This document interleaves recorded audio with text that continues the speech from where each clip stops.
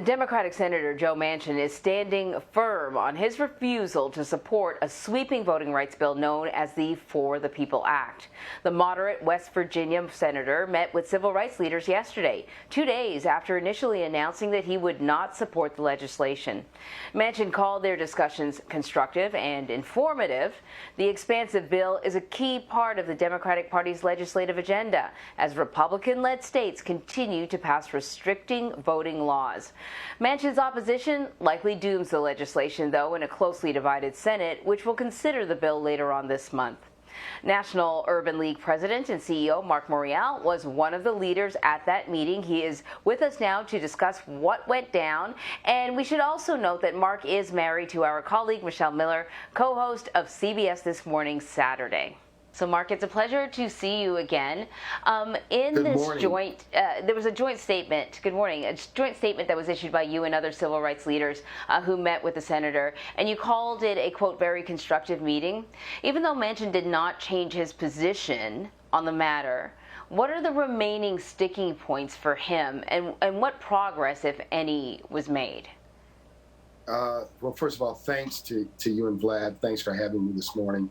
Here's what's important. This was the first time we met as a civil rights leadership team with Joe Manchin.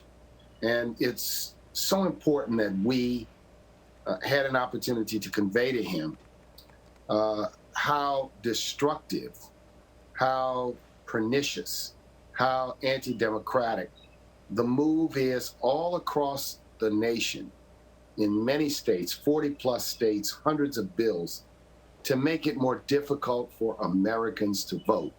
These new barriers are targeted at Black people and brown people and young people and other low-income Americans. It is pernicious, it's anti-democratic, and it shouldn't be happening in the 21st century.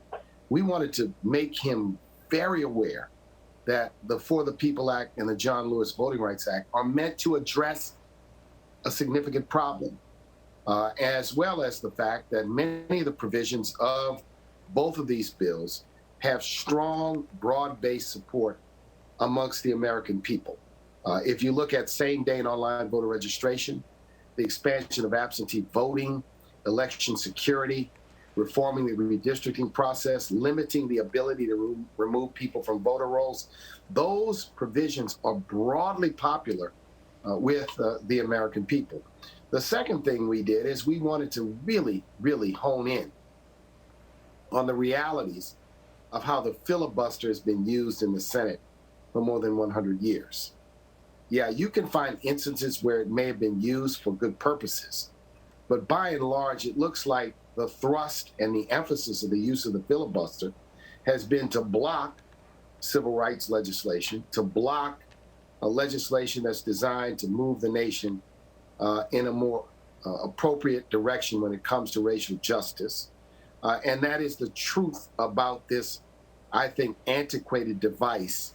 I call it the Jim Crow filibuster. Now, we're not giving up after one meeting on our ultimate objective, which is to pass both the For the People Act, HR 1 or S1, the John Lewis Voting Rights Act, or the George Floyd Justice and Policing Bill. We're going to continue to press. We're going to continue to push. We do intend to meet with Joe Manchin for at least one or more times because we wanted to build a dialogue. And it appears to me, based on his public statements, that his objections are political and procedural about how the Senate operates and bipartisanship in the filibuster, as opposed to going directly at substantive provisions of the bill. Now, the most important thing is we are not giving up. We're going to continue to press. We're going to continue to push because American democracy faces a crisis and a state of emergency, given what we are seeing after a 2020 election with record voter participation, with virtually very few problems and flaws except a manufactured narrative about the election. It is really disrespectful to the American people to now see all of these efforts to ratchet back to make it more difficult for people to vote. So, Marc, I know you can't disclose the personal conversations that you had with Senator Manchin, but I just want to get a sense of his vibe. Like, did he understand where y'all were coming from? Was he sympathetic? Was he not sympathetic? Because I know the way he probably has conversations with the White House and with other Democrats is one way, but I just want to know if you all felt seen. I will tell you this, Vlad, he listened for about 30 minutes. And he listened to what we had to say. We told him that we wanted to share some thoughts with us. And then I think we had a respectful and candid conversation. We went into the meeting understanding that we disagreed. We went into the meeting with an intent to say to him, we want you to reconsider your position. We came out not with him agreeing to reconsider his position, but I do think that educating him and other members of the Senate, even Republican members of the Senate, at the gravity of this moment, the assault on voting that strikes at the very foundations of democracy, means that this is a special moment, and that antiquated, in my opinion, rules like the filibuster and the effort to achieve bipartisanship, which is noble.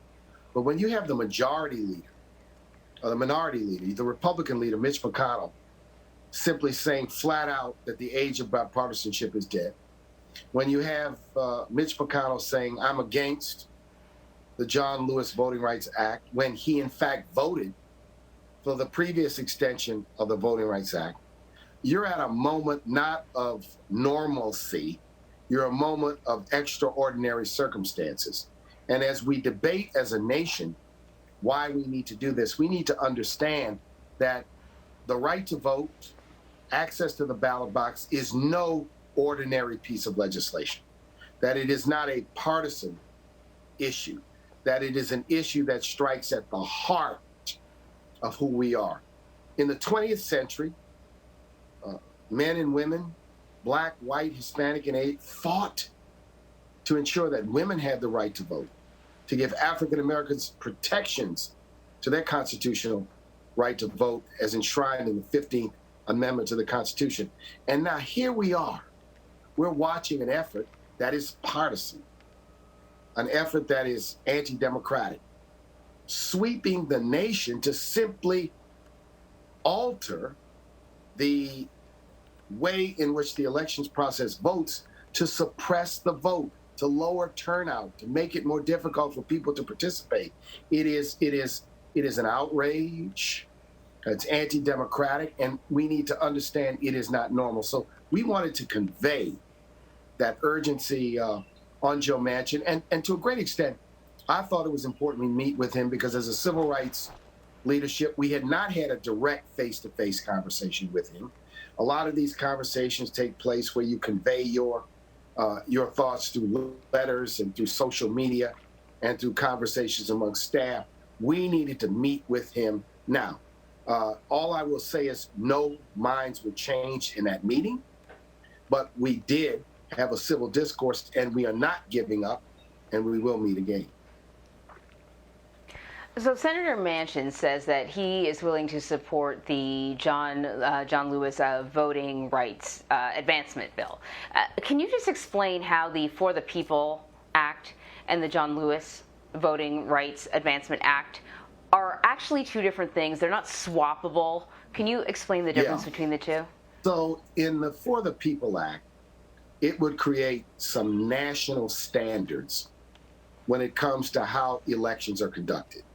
So it would guarantee early voting. It would guarantee vote by mail. It would guarantee and provide funding for election security. It would guarantee that unfair purges could not take place. It would create a set of national standards.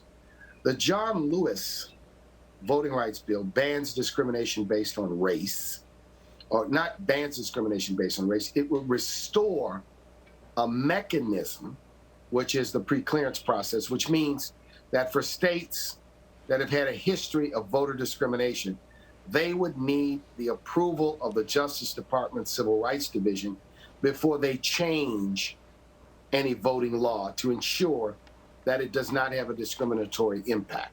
So the John Lewis bill would not stop, for example, if states passed a range of bills today to ban vote by mail, to ban online voting, or rather online registration, to ban early voting. The John Lewis bill would not stop those things that are already in effect. The For the People Act would set national standards, a set of national standards, if you will.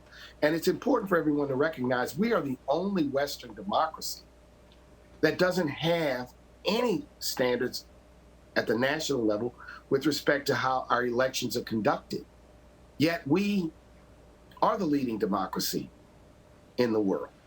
And that omission, which creates a set of national standards, but does not take away the ability of states and counties and local elections officials to manage the elections process, but creates a fundamental basic set of standards and guarantees that the American people can rely on. So the two work differently, but the two in tandem strengthen, I think, our voter protections, the right to the ballot, and the fundamental nature of American democracy. That's as good of an explanation as our viewers can expect. Marc Morial, always great to have you, my friend. Thank you very much for breaking it down for us. And will you come back? And you say you're going to meet with him again, right? There's another meeting scheduled? We haven't scheduled it, but there's a commitment for additional conversations. And look, let me say this. We are prepared, I think, those of us, to meet with anyone, anywhere, at any time, to state our case in as forceful terms as are needed, as well as to do all the other things that are necessary to ensure that people understand how critical this is, how crucial this is, and how necessary these two pieces of legislation are. All right. We'll hopefully have you back when that meeting takes place. Marc, thank you very much. We appreciate it. Hey, thank you. Thank you.